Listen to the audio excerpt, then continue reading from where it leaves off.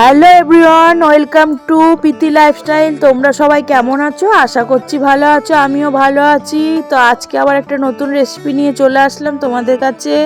আজ আমি বানাবো পাস্তা। তার জন্য সবজিগুলো আগে ভেজে নিচ্ছি। আর এখানে দেখতে পাচ্ছ বড় সাইজের একটা লঙ্কা কুচো করে দিয়ে দিচ্ছি।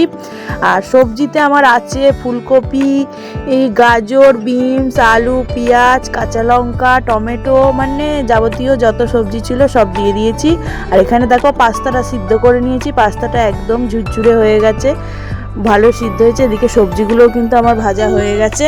তো বেশ খানিকটা সবজিটা ভেজে নিয়েছি। তারপর এই যে কাঁচা লঙ্কা আরও কুচিয়ে রেখেছিলাম, যেহেতু একটু ঝাল ঝাল খাবো তার জন্য বেশি করে একটু কাঁচা লঙ্কা দিচ্ছি। এখানে আবার কাঁচা লঙ্কা কুচিয়ে নিয়ে আবার ওপর থেকে ছড়িয়ে দিলাম। তোমরা চাইলে ঝাল না খেতে চাইলে দিও না, আর যদি খেতে চাও তো দিতে পারো।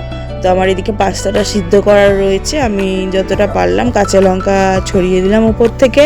খুব ভালোই লাগে কাঁচা লঙ্কা দিয়ে ঝাল ঝাল করে খেতে, আর এরকম সবজি দিয়ে শীতকালে পাস্তা খেতে কিন্তু খুব ভালো লাগে। আর দেখো আগে থাকতে ডিমটা আমি ভেজে রেখেছিলাম, সেই ডিমটাও আমি দিয়ে দিলাম উপর থেকে, পাস্তাটাও দিয়ে দিয়েছি। এবারে সব কিছু দিয়ে ভালো করে নাড়াচাড়া করে নেবো।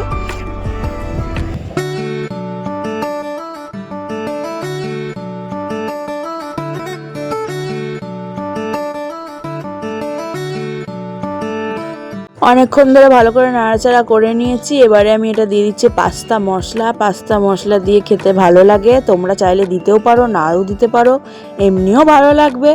আবার পাস্তা মশলা দিলে আর একটু ভালো লাগবে। তো আমি পাস্তা মশলা দিয়ে আরও ভালো করে নাড়াচাড়া করে নেবো, যাতে মশলাটা পাস্তার ভিতরে ভালো করে ঢুকে যায়।